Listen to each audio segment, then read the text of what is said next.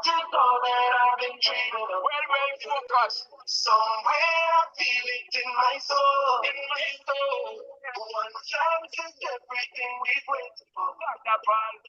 It's our time, so let me take it to. I can go by the soul. That is where we go.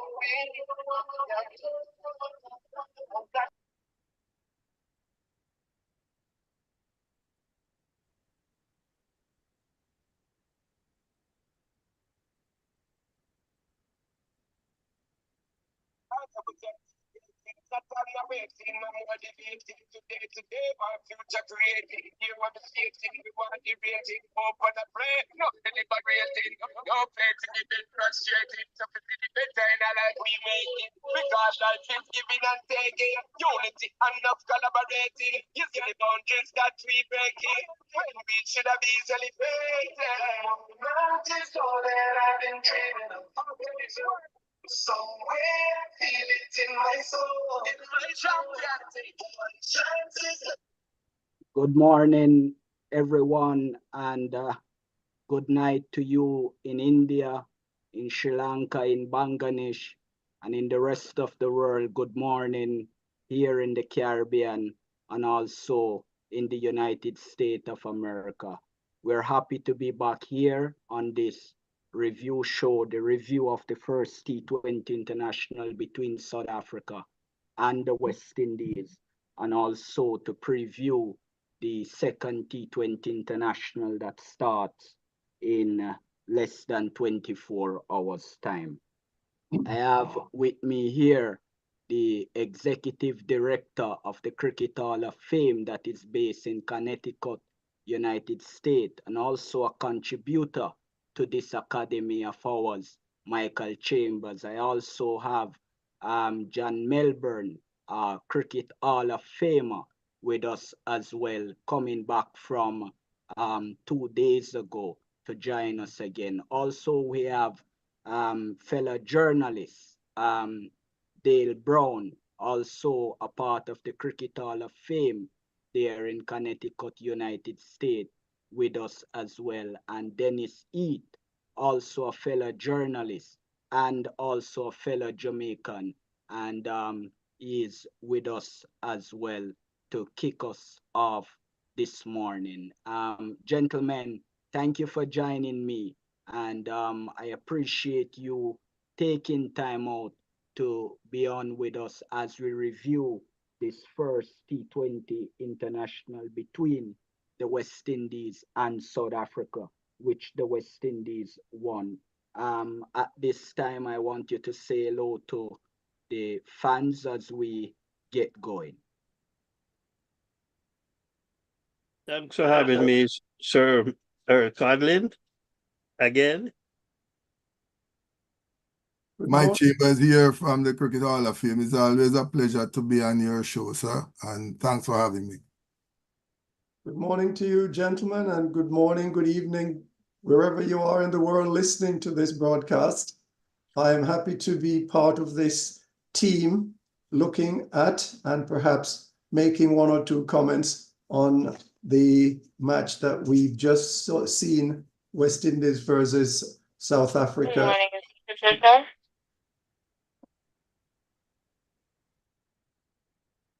Go ahead, Mr. Brown. Yes, good morning, everyone, and thanks to Mr. Codlin for inviting me to be on this forum. It is an honor to be here. Thank you. Wonderful. As we kick things off, we want to look on the 11 that took the field at the stadium in Sabina Park yesterday. And we see Brandon King, the new appointed T20 international captain, the very first time that he captained international team at this level. Johnson Charles, Ruston Chase, the vice captain, Shemar Joseph that made his debut yesterday and took his first wicket here in Jamaica. Andre Fletcher, Kyle Mears, Matthew Ford, Fabian Allen, Akil Hussein, Obey McCoy, and Muti from Guyana. They were the winning 11 yesterday.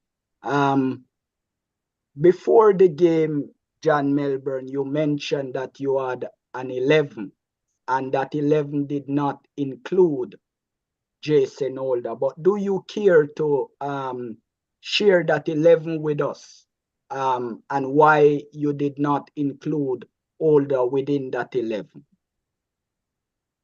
Well, I had Alec Athanasis in my 11, also Romario Shepherd. Those were the two guys I had in my starting 11. I didn't have Jason Holder, of course, and I didn't have, well, of course, Fabian Allen and Matthew Ford was included in the 11, but I didn't have them in my 11. As far as Jason Holder goes, he for me, he just seemed to have lost something in cricket, bowling and batting. And so I think there's other talent there that I would include instead of Jason Holder. Maybe the World Cup coming up, he'll show up again, but I just don't have him in my starting line, even for the World Cup. Wonderful. But do you share that view, Michael? Here is my problem with Holder. As you all know, I am a mind power freak. So everything that I do, all my analysis is not about the batting or the bowling. It's about the mind. And I think what has happened is that Brother Holder has been burnt out. And he needs a good dose of mind power training. So until he can come back to that reality, we will not see Brother Holder performing like he used to be. He will not make the world number one or number two all-rounder anymore. It's going to be difficult for him. He needs to do a good sit-down, a mind power training session before he will. He's still very good, talented, but he's not putting in the work. I don't think he's training hard enough, practicing hard enough. I think he has reached a plateau and need to be revitalized.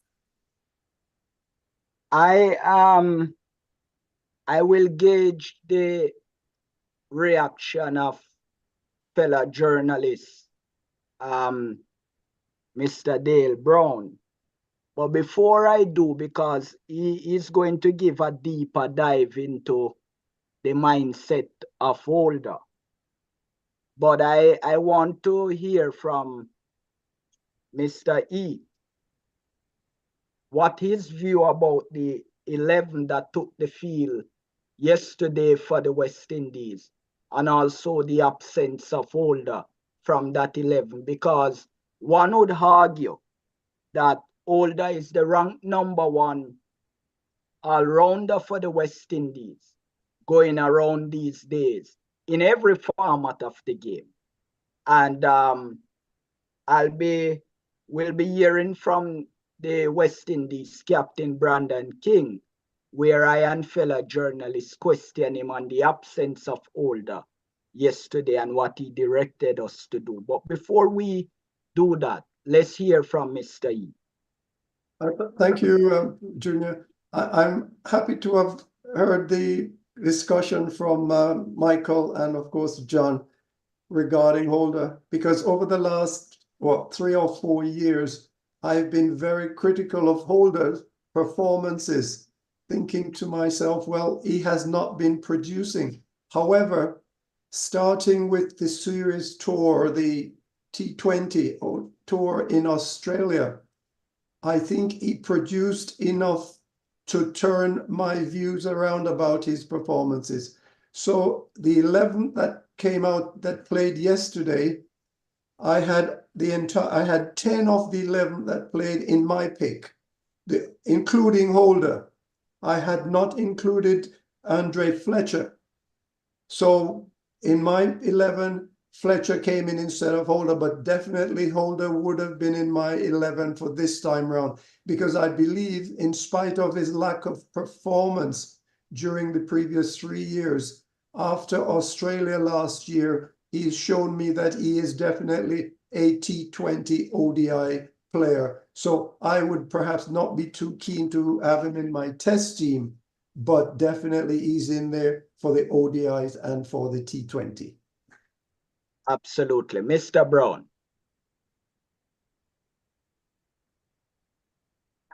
Yes, thank you, Mr. Codlin.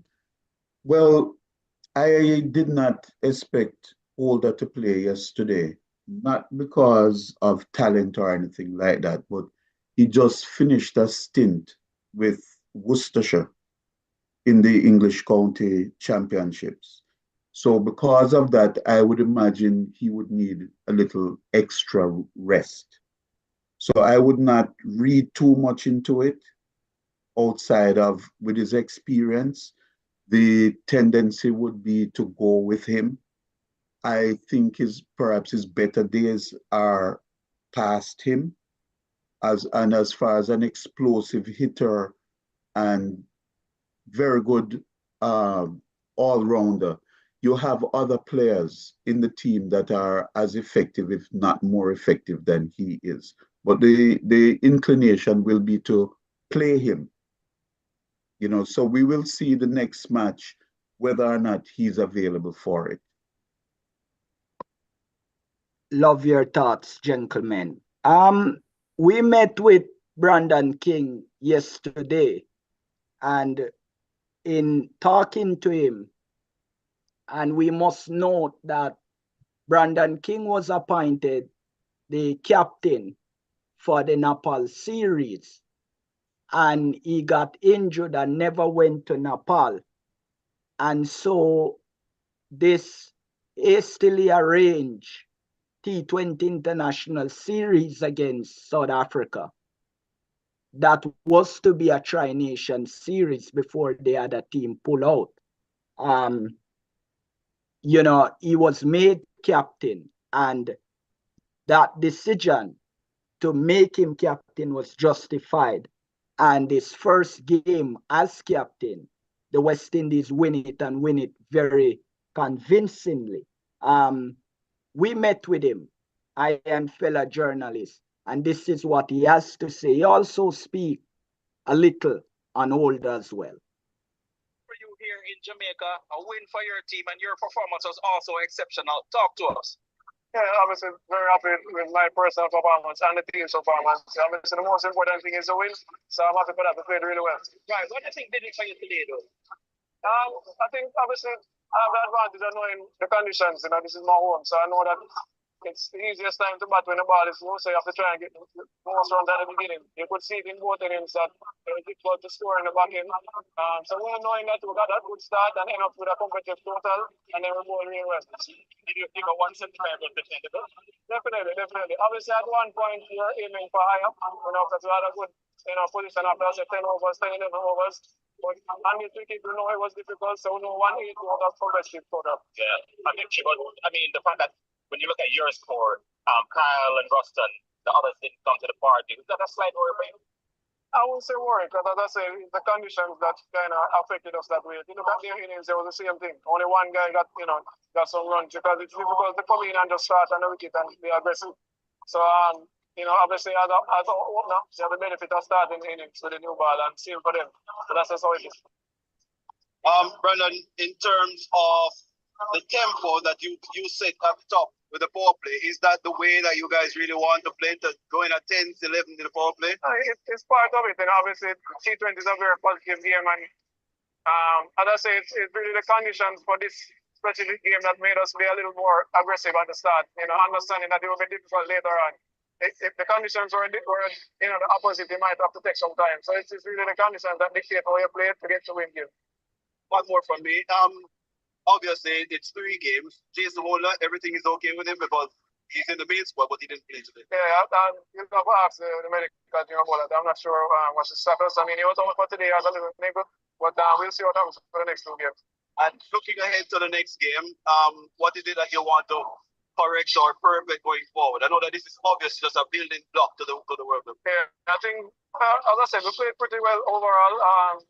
I think there's consistency and improving on the little 1%. I think most of the bowlers bowled really well in the situations they were given the ball.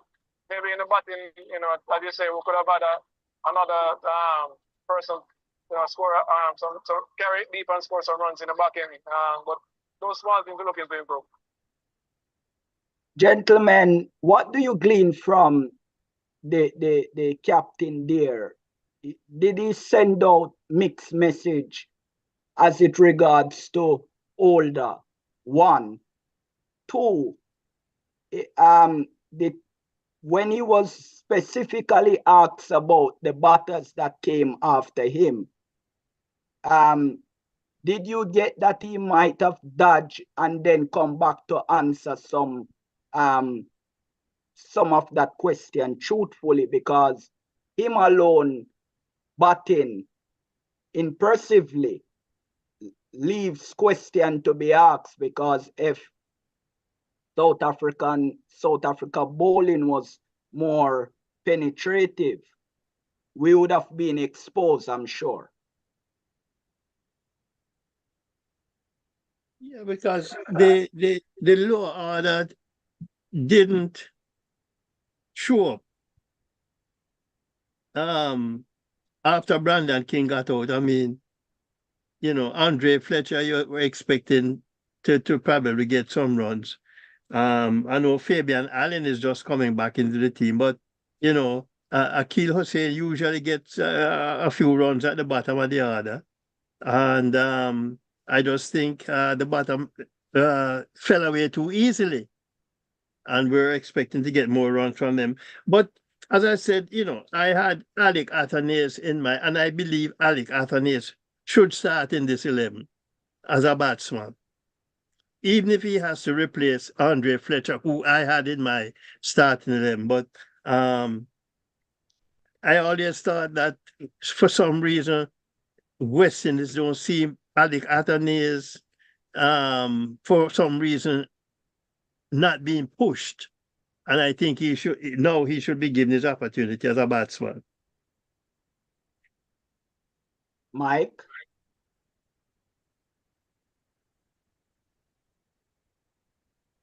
Mike is muted. Yes, this is the first game of the 3 series, the 3-game series.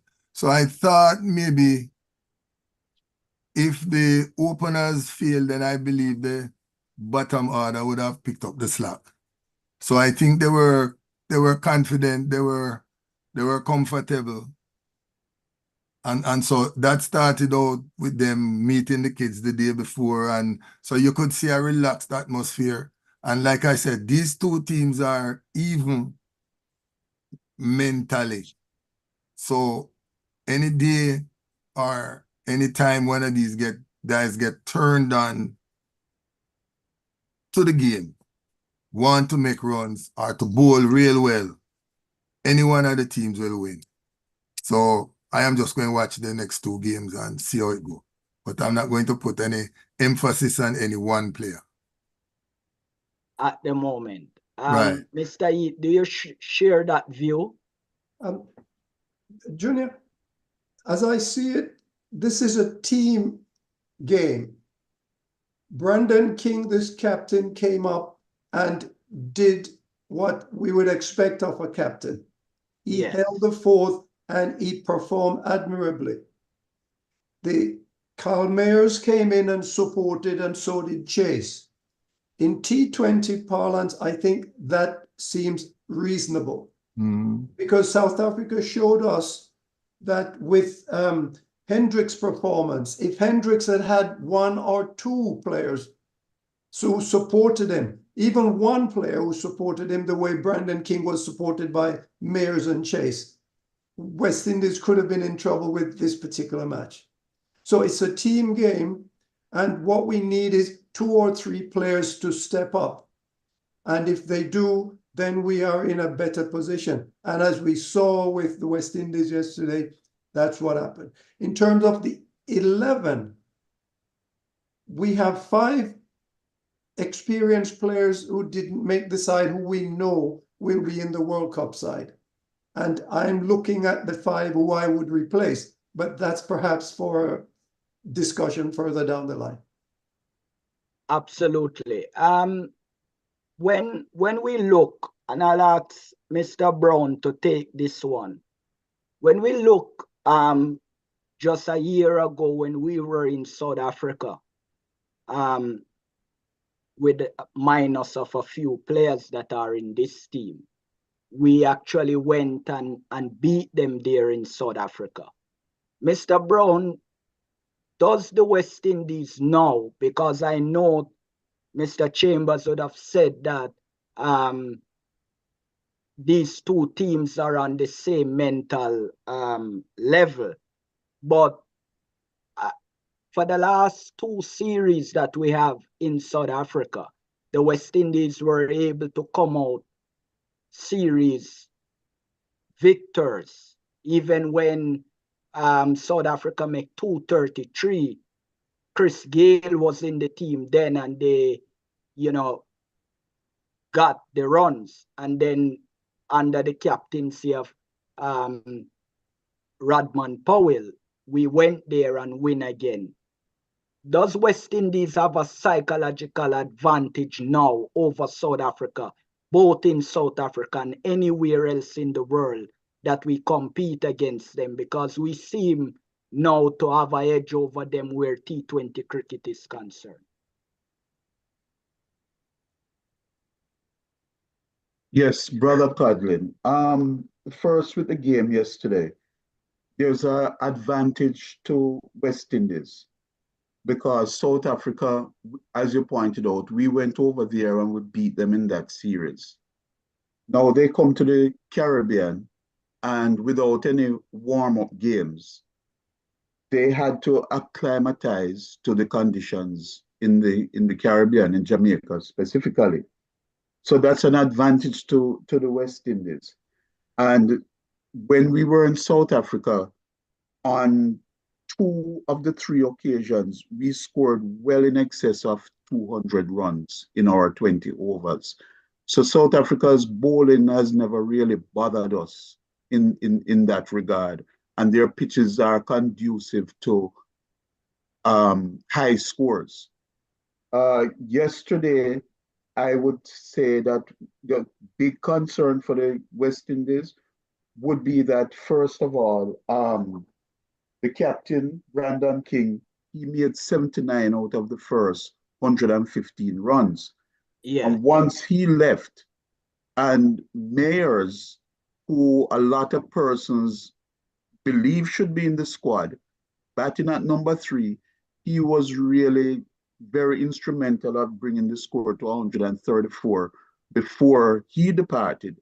But once he departed, the scoring dried up completely. We only scored, I think, 41 runs in the next 6.5 overs to finish off the game. And that would have to be a concern because the lower batters did not come in and bring them over what was expected to be over 200 runs. So advantage West Indies, they are at home. I expect a better performance from South Africa, but we have their measure. But nonetheless, I expect a much better performance from them this time for the next game. Yes, and the Hendricks really batted impressively yesterday, and like Mr. Heath would have alluded to earlier, if he had some help, then we would be talking differently where a win for the West Indies is concerned. And that's a point that I think is really valuable. When we came on a few days ago, we went very hard and heavy against the JCA because we looked in Trinidad and saw that they were doing an impressive job in inviting school students to the games, and the life in Trinidad where cricket is concerned is quite healthy because of this. And we talked about the JCA doing similar things, and we heard that over 350 children from various schools in Kingston and as far as St. Elizabeth were invited. Even where technical was given 18 tickets to come. The principal made money available for transportation for them. And as for lunch, we cannot speak on that. Until we get evidence, then we can talk to the JCA as it regards to that. But how much more of this would you like to see? And from all of you gentlemen, is this where cricket in Jamaica needs to go? And should the JC have to wait on us to rebuke them and to come publicly for them to do the right thing? Because you can't expect Cricket West Indies to be taking care of cricket in Jamaica. That is the job of the local association, which is the Jamaica Cricket Association, and then the West Indies play a supporting role. But it's almost like JCA is waiting on Cricket West Indies to come into Jamaica, go up at the several schools and give them tickets to come at the game. But we have seen yesterday the win, and the day before the players mingling with the children, how much of a help that was able to give to the morale of the team. And I know Mike Chambers would like to take this because he's a professor where mind power is concerned.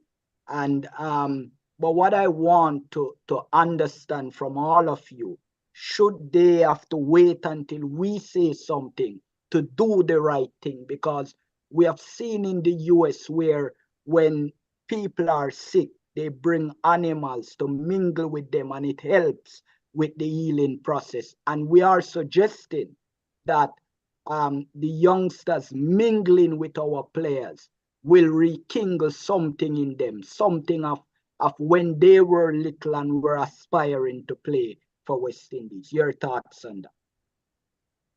Well, I am a little troubled because I am hearing that tickets went to the school children the day before the game. Is that true? The tickets actually go the day before so then it was an afterthought. This was not planned out, because if this was planned, then we should have had a number of school children who were authorized to come to the game weeks ago, because we know this game was coming on. And we should have had lunch in place, because I am hearing one of my co-workers up here in Connecticut who is sending funds down to his school, KC, to help to pay for lunch for the kids. So all that should have been in place a couple weeks ago. With that said, this is what needs to be done. We have to get to grassroots cricket, because everybody you talk to is saying cricket is dead in Jamaica. And I don't believe so. It's being played, but not at the level that we would love to see it. To bring it back, you have to start at the school level, the grassroots level. Get those guys interested, get the school kids interested, and then the game will take off once again. Because if the kids are playing, the parents will come out. And that's what you want. Kids, family, a family affair. Absolutely. Absolutely. John, your thoughts, because you helped to create something of a bother for the JCA. You know, I always, yes, there's the talk that cricket is dead in Jamaica. Now, in order to revive the cricket, as I said before, you have to start with the youngsters. You have to bring the youngsters to the game You have to have our youngsters, well, even to come and watch West Indies practice, to mingle with the players, maybe get an autograph, um, get a bat or something from a player, you know, to drive the interest in our youngsters, to maybe inspire them that, well, I want to do this too. And that may take them on from let's say primary school level, they go to high school. Their interest in cricket is now peaked, and they want to go to play West Indies cricket also and play for Jamaica. So yes, you start with the youngsters. You have to go back to the youngsters and get them involved, get them mingling with international and national players. And I think that will help to, and as I say, don't expect things to happen overnight. It's going to probably take 2, 3, maybe 4 years, 5 years, but eventually I think you'll get the results. Definitely. Mr. E. Yes, it was very refreshing to hear the description of the number of children that were in the park yesterday. This is a stimulus and a beginning. And I think from this, we should see more adults entering the stadiums, because most adults will want to be there with their children, especially on an occasion like this. So what I would say is that not only should they offer a ticket to the children, but at least a number of tickets should also be available for parents to accompany the children. There you start building the kind of influence, the kind of situation where you stimulate not just the children, but the adults to want to come out. As far as the JCA, I know you've somewhat appears as if there's some criticism of the JCA, but the history apart, we say we meaning the JCA, has recently had elections. So we're looking at new leadership on board. I'm hoping that the new leadership has shown their hands by the fact that we see the children now arriving and the arrangements are in place. So let's give the new leadership an opportunity to show us where they're going and how much of a leaders they're going to be as far as of West Indies and Jamaican cricket. So you're saying that the new leadership is listening because good sense is prevailing, where they inviting the children to the game is concerned. I want Mr. Brown to talk about the sustainable, if this is sustained, what it can bring out for Jamaica cricket, because as we know, and you rightfully say it's a new leadership, but when the leadership is settled, we might see something different, more of the old, because even though it's a new president, it's one that was enabling the non-performing one for the last 11 years. Mr. Brown, your thoughts? Yes, sir. Thank you. It's a great initiative. We always say it's better late than never. And we have to commend whoever is responsible for listening, because we can talk all we want, but if nobody listens, then it doesn't mean anything. So a group of you spoke and planted the seed, and they listened. Now, the question is, that listening is a power of affirmation to the seed that you planted. Inspiring passion in young athletes is crucial to the development and growth of any sport. In particular, we're speaking about cricket. The process is one that is ongoing, and having these children mingle and engage with players who are symbols of excellence will lead them to try to emulate them and hopefully will develop a love for the sport and will also aid in the sustainability, because if this is not continued, then it doesn't make any difference.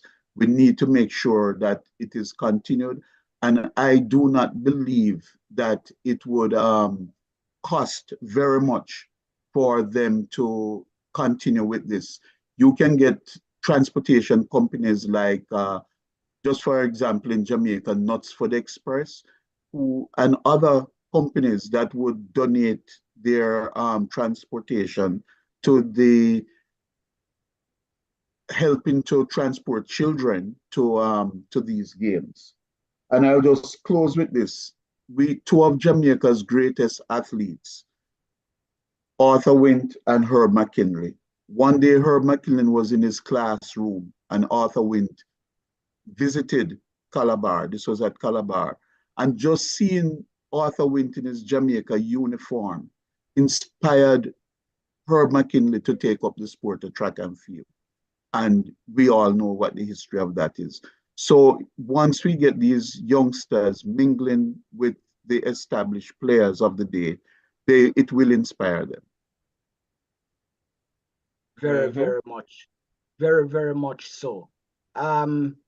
You know, Mike, we can feel very proud that we would have accomplished something in getting the JCA to you know, comply with our requests by making available tickets for our students. And we certainly hope that this good gesture will and bearing that yesterday was an holiday, some extra effort would have been made in galvanizing the players at school to leave from there to Sabina Park, especially those in the rural areas. So a lot of incentives were given, and like when you do wrong, JCA, we highlight you.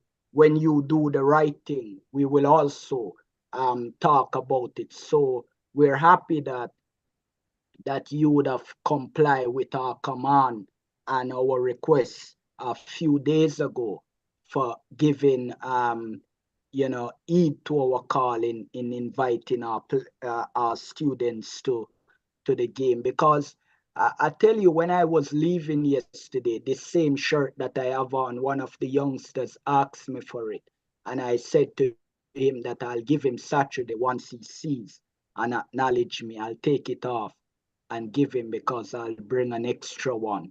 And this is the lasting effect that we want to create within our West Indies team and in the culture of Jamaica, because it does a lot for their mindset, for their mentality, and how they view and talk about things.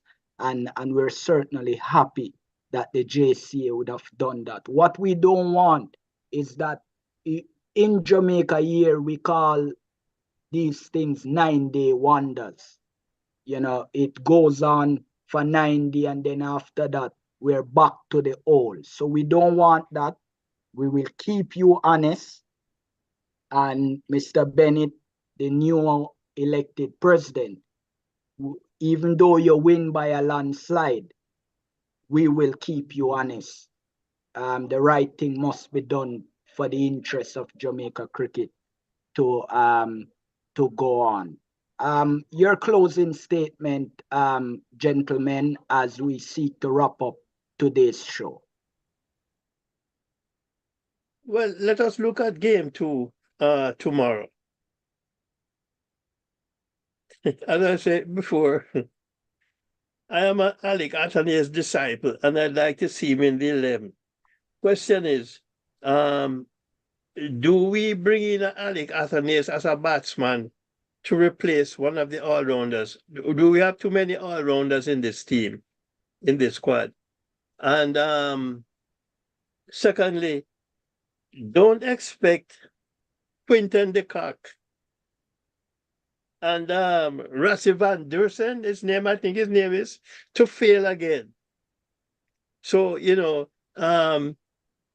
we have to shore up or make sure our at least Brandon King might not make another 70 in the next game. But who is going to step up to the plate to fill that void? And as I say, especially if Quinton de Kock and Rassi van Dursen, his name is, I think, um, uh, come to the fore. So I think game 2, we have to sit down and see, how we can, where we need to improve from game 1. And hopefully we can fill those voids for game 2.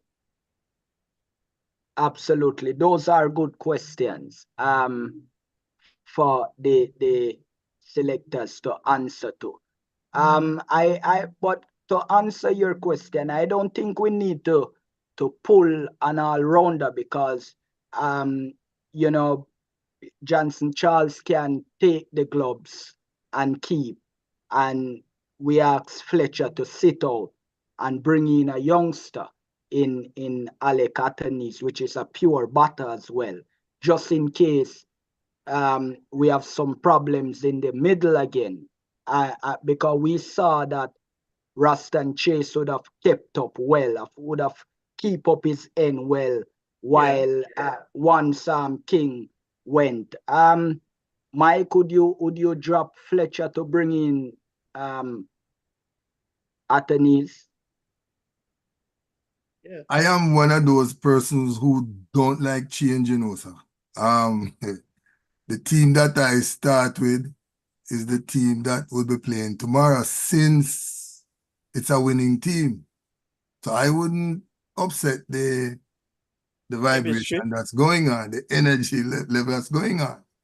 But it was obvious that neither South Africa nor the West Indies had a plan to execute. They came and they played. This is why you see the middle order probably crumbling, and nobody would stand up and change the way the game was going once the wickets started falling. Australia lost 2 quick wickets, So there was no game plan. I believe some South Africa. crept in. South Africa. South Africa. Some anxiety level crept in, and the players became anxious. And nobody on the team knew the statement, "I am calm and relaxed. I am calm and relaxed." This is our mind power now. This is why I'm saying both teams mentally are at the same level. Because you see when the other teams play like Australia, they lose 2 wickets, or India, and when those guys dig in, you're not going past 5. You see? And I think the captain speak a little on that with the clip that we played earlier, where he said that they know the condition and they know that they have to get out of the block early, and both teams lost it in the middle. He spoke about that. I think the captain is a very eloquent man. I don't know if Mr. Eid share the view, but he made some good points. But what I found that he dodged some of the question and then came straight back at it, because as a professional cricketer, we know that Sabina Park have been trampled by football where the pitch is concerned, and so it gets slowed up in the end. But the start that they gave the team, that's what would have bailed us out there, because after 2 overs we were 20 odd, and we saw that we won by 24, and so the start that they had. So what I get from Mr. Melbourne is that the win that we win is not sustainable, seeing that the middle fail. And so you would prop up the middle by removing Fletcher and putting in Atenis which is hungry and have a point maybe to prove, seeing that Fletcher best days are behind him. I don't know if Mr. Heath shares such a view. Junior, what I'm looking at is that currently the West Indies has Russell, Hope, Joseph, Alzari, Foran, Hetmeyer, Powell. Those are 6 experienced players, and common sense tells us that those 6 will replace 6 in the side that's playing today, tomorrow. So the team that was played yesterday, I personally would not make any change, because these guys in this 11 must be given an opportunity to show that they deserve to be considered. One match is not sufficient for you to discard any one of these. Much as I would like to see Athanaze get a shot in there, I would continue with the 11 here, because if you throw one out now, you're likely to perhaps throw cold water on his mental approach and on his thinking that he can or cannot make the team. As regard the new leadership at the JCA, I think we need to consider that while the new president may have supported the old regime, if I might use that term, he did so out of being supportive then. Now that the new man is in charge, I look forward for him to take the rope and move things forward in the directions that he's seen, because he's learned something from what transpired in the past. So let's give him the opportunity to show us that he's been paying attention during the last several years of his being at the board. Mr. Brown. Yes, first, I believe that it's interesting that Mayers, who is not in the World Cup squad, performed creditably yesterday with the bat. It's interesting to note that he did not get a chance to bowl. It's also interesting that Obed McCoy, who many persons believe should have been in the World Cup squad, bowled quite well yesterday. So I'm looking at those positives. I'm also looking, I don't know what to read into it, but Akil Hussain only got 1 over. Only bowled 1 over. Don't know if there's an injury, if he sustained an injury, yes or no. But those are 3 takeaways. The positive ones are Mayers and McCoy's performance. And what they would be trying to do is force their way, in case of any type of injury to the players who are already named in the squad, to force their way into the squad. And those 2 made announced themselves as wanting to be in the squad by performance. Chase batted well, but he's not an explosive batsman. And I don't know about him really.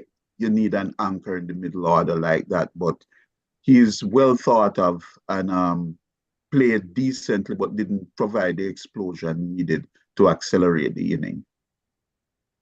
Mike, do you think one of the reasons that was given for Chase by the chief selector, they learned that Desmond Haynes, to me, when I asked him a few weeks ago about Ruston Chase coming back into the team, what he did mention to me that he wanted Chase to play the role that my fellow countryman Marlon Samuels played for the West Indies during the 2012 World Cup win and the 2016 World Cup win. Do you think this is a mental block for the selectors, living in the past and not acknowledging the future? Because in the West Indies team that beat the strong Indian team and the strong England team a few months back, Chase was never featured in those 11, yet we went and get the victory. So him not being in the 11 that gave us victory against higher ranked team than us, how can you now justify him being in the 11 playing this all important World Cup in the same conditions that we beat these two teams in, that is higher than us and that have competent players than we have in this time now? So do you think the chief selector has a mental block with his decision to include Chase? And we must note that they made Chase vice captain, so he has to play in these three T20 internationals. Right, but okay, so you can look at it another way. Is Chase going to play in the World Cup that is coming up? Is he going to be played? Is he selected to play? I don't think he's in the squad, right? No, he's not in the squad.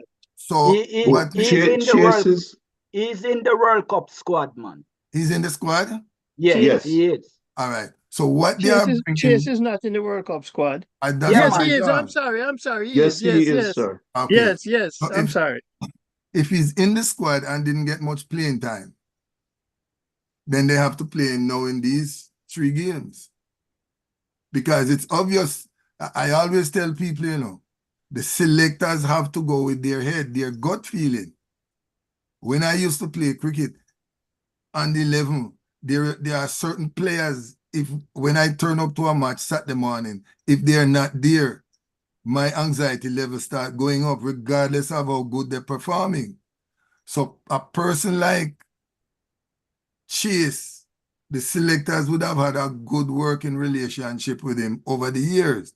So going into the World Cup, you might say to yourself, you know, let me just carry Chase as an instinct, as a gut feeling, not that anything is remarkable about him, but just the selector's instinct is telling them, let's carry Chase. Now, if Chase fail, the selectors are going to be in trouble.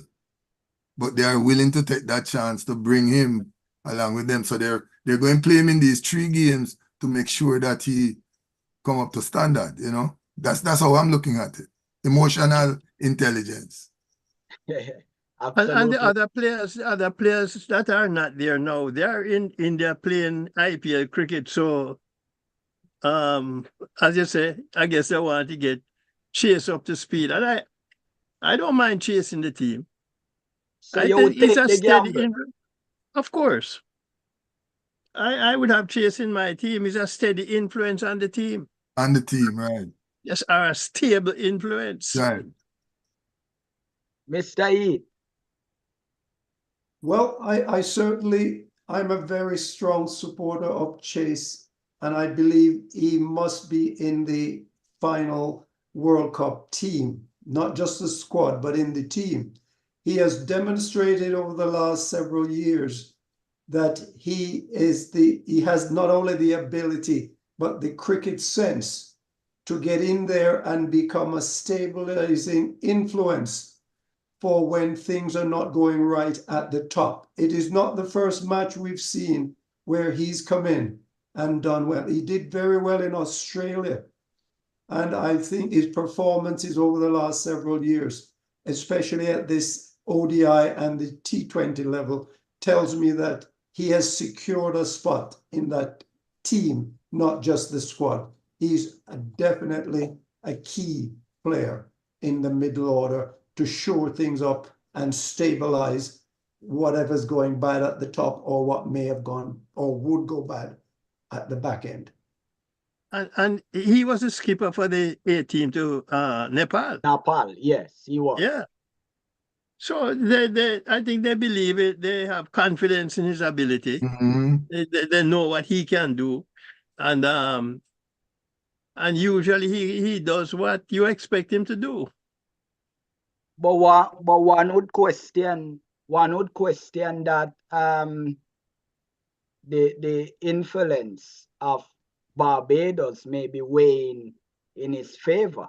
I mean, you know, I agree in including him, but to make the point that he wants him to play the role of a Marlon Samuel is far-fetched because Totally agree with you with that statement. Yeah, You yeah. I cannot don't think match Chase with with Marlon Samuels. Samuels. There is No. no match. So I totally agree with you. We might as well face facts. The only Yeah. reason why Chase is getting the blight is because he's a Barbadian. We might as well face facts.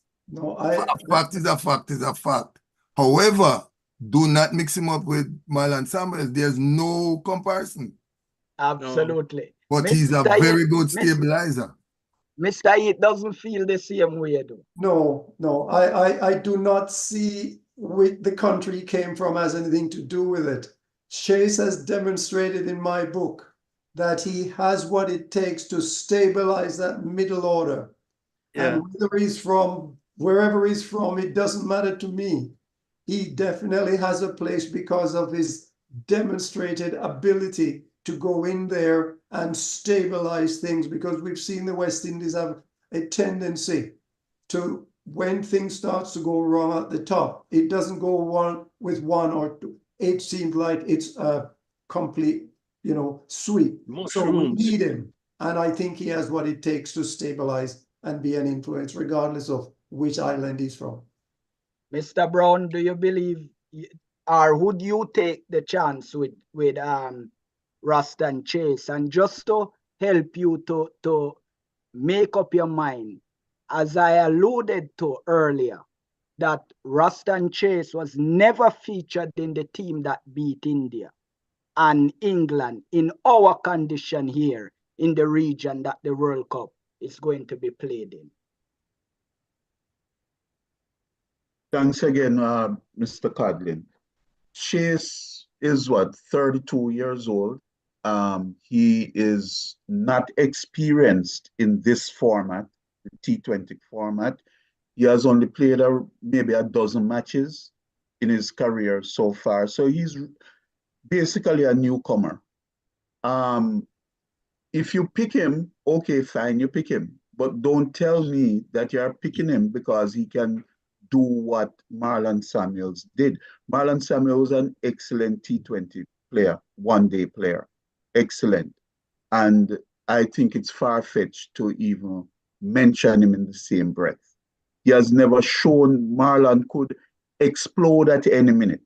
He would keep the scoreboard ticking, but his explosiveness towards the end, he would always come through for you.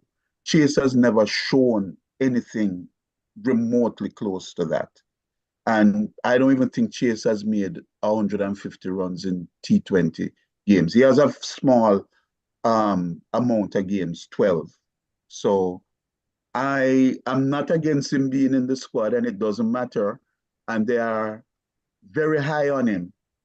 So I'm not going to root against him, but I do not really expect much from him with the bat. Very much so. And unless those in the comments will come down hard on me, the truth is that we're allowed to, speak about any player and highlight their deficiency. And we believe that if he's not featured in the teams that, beat the higher ranked team than us, it's merit that we're speaking about. We know that yesterday he held up one end of the bowling and created pressure on South Africa. And when I question his selection to the team, his reply was that he let them talk. He's going to, show what he has. And so I said to Chase, continue to show us what you have, and we hope that you will show it in the World Cup that is coming. And on that note, we will seek to wrap up today's show. But before we wrap up, Mike Chambers, do you believe West Indies can close the series out tomorrow? if Rastan Chase does not make that reverse sweep that he been clean ball on that reverse sweep, we would not be here talking about him today because he would not be in the series going forward. He would have been dropped. And like you said, I'm going to strengthen what you said. They made him vice captain so he can't get dropped. So I totally agree with you. And we might as well face facts. You heard what Brother Dale said. He don't have the experience to play T20. Total truth. Okay. I am now going to believe that South Africa going to take the next one tomorrow. And then Sunday going to be a toss-up. Because South Mr. Africa E, is coming to win. you believe that, Mr. E? No, I'm not in that camp with Mike. I believe firmly that one or two players from the West Indies team who failed to come to the front yesterday's match will turn things around. And I'm looking forward to seeing the West Indies score a little bit more than 175 tomorrow. Or, so I believe that when I say we, that the West Indies has a golden opportunity here to actually take the series tomorrow. Melbourne. Well, on the other hand, as I mentioned earlier, I don't think Quinton de Kock and Rassi van der Dusen are going to fail again tomorrow. And I agree with Mike that I think South Africa will win game 2 and set up a derby for game 3 on Sunday. And hopefully Sabina Park will be a bumper crowd to come and see that game 3. Amen. Yeah. So that Brown. is how I think the series probably will set up. Wonderful. Mr. Brown. Prediction. Well, I hope that or expect the West Indies to continue to play well as South Africa acclimatizes themselves. Very interesting point by John in terms of Quinton de Kock and Rassi van der Dusen.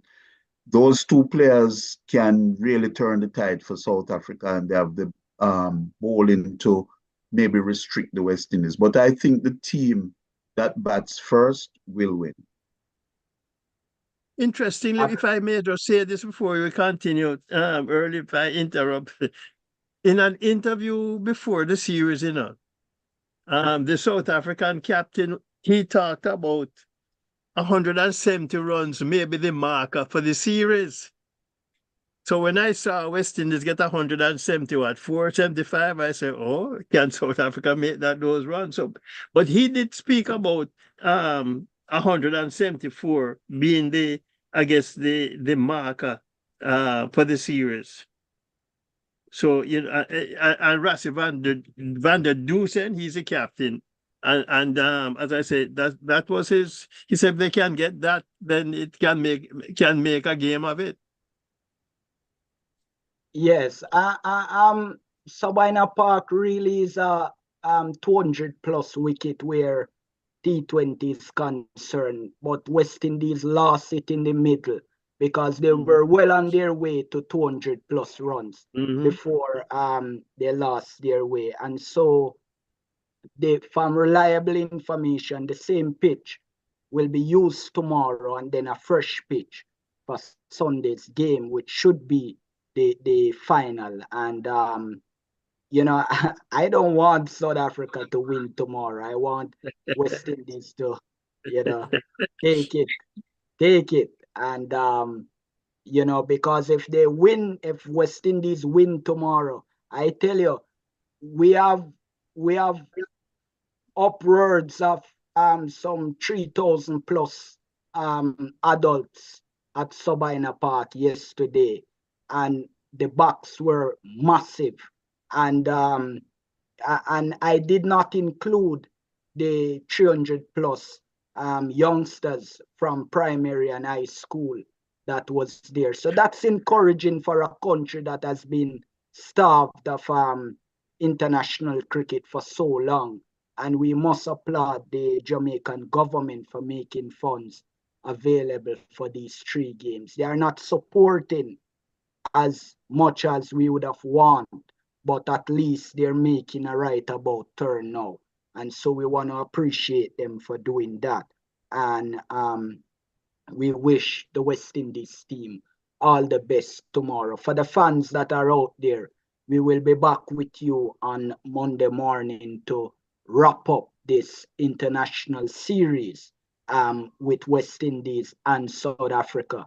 And also, we will join you back Saturday evening to to preview the T20 international between West Indies and Australia at the Queen's Park Oval in Trinidad and Tobago. That will start at 7 p.m. Trinidadian time, 8 p.m. American time, rather 7 p.m. American time as well, and 6 in Jamaica, and for those that are on our time zone. And so we're asking you to join us back on Monday morning for the wrap of the series between West Indies and South Africa. I want to thank Cricket Hall of Famer John Melbourne for joining us, the Executive Director of the Cricket Hall of Fame in Connecticut, United States, Mike Chambers, as well as Dennis Heath and Mr. Dale Brown, also a fellow journalist, for joining on our show today. Want to thank everyone in India, in Sri Lanka, Bangladesh, Saudi Arabia, here in the West Indies, and also in the United States and Canada for joining us. And, you know, those in the British Virgin Islands asked me not to left them out. And so we want to thank you as well for joining us on this show and in the rest of the world that we will be broadcast. We thank you for joining us. Also, for those in the places that don't speak English, gentlemen, if you get a copy, you will find yourself speaking other language, which they understand, because YouTube do a massive job in recreating our voices in other language so those can understand what we are saying. Thank you, gentlemen, for joining us, and we hope to have you back Monday morning to wrap up and the series between West Indies and South Africa. Goodbye, fans, and thank you, panelists, for joining me today from the West Indies Cricket Development Academy. All of us, we appreciate you and we thank you for your support. And we pray that you will join us back tomorrow. And fans, please go out and support the team tomorrow again and give them your love. And Brandon King, the new appointed captain, crave for your support as well.